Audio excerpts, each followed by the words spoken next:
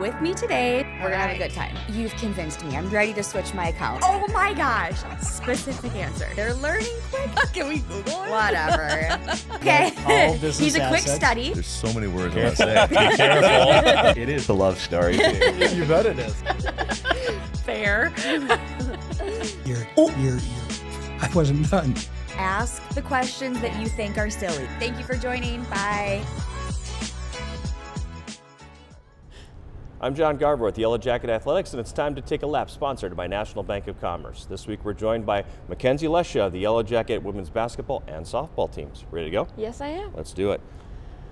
I want to talk about the art of the steal, because you seem to have this whole turnover and basketball steal thing down. Talk to me a little bit about that. How are you so good at it? I think I've just always been a defensive player.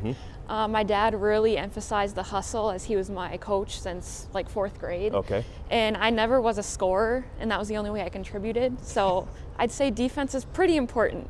So I kind of locked down on that. How do you, it obviously has a lot to do with reading the play.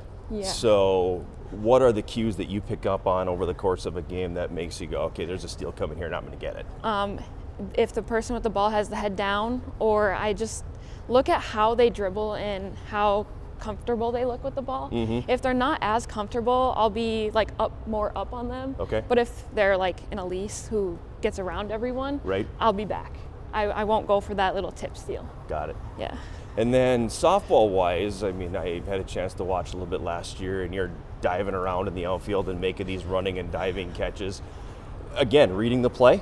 Yeah, you have to have a quick off the bat in the outfield, because even with the wrong miscue and where you're going, that could lead to extra bases and even runs scored. Sure. So kind of like last defense, got to back up your buddies too. So. So stealing a basketball game, diving, catching a softball game, which one's better? Stealing in a basketball game, because it's just go, go, go. Okay, I would have thought it would have been the diving catch, because a lot of times they just look so good and they don't happen quite as often as a steal does. So I would have thought you would have I'd say gone those that ones way. hurt a little bit more. Got it. Because sometimes I don't dive correctly. I belly flop. So. Talk to me a little bit about being a two-sport athlete, because that's not easy. And especially now you're at end of semester and you've had fall ball, you've had basketball, you've probably had 2 practices in the same day. How do you manage all of it? I think now coming back and being a two-sport athlete last year, I kind of understand how to manage my time more.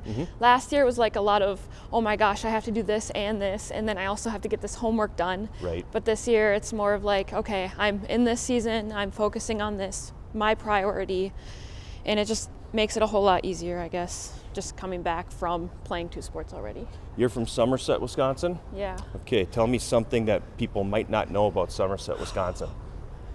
I don't know. We got a new renovation in our school I think senior year. Okay. And then we're getting a new track soon, which is exciting. I thought you were going to go maybe the Speedway or something. Speedway. Cedar Lake Speedway, isn't that in Somerset? Oh yeah, I don't go to race car stuff, so I wouldn't even think about that. I'm John Garber, she's MyKenzie Leccia, and that's a lap, sponsored by National Bank of Commerce.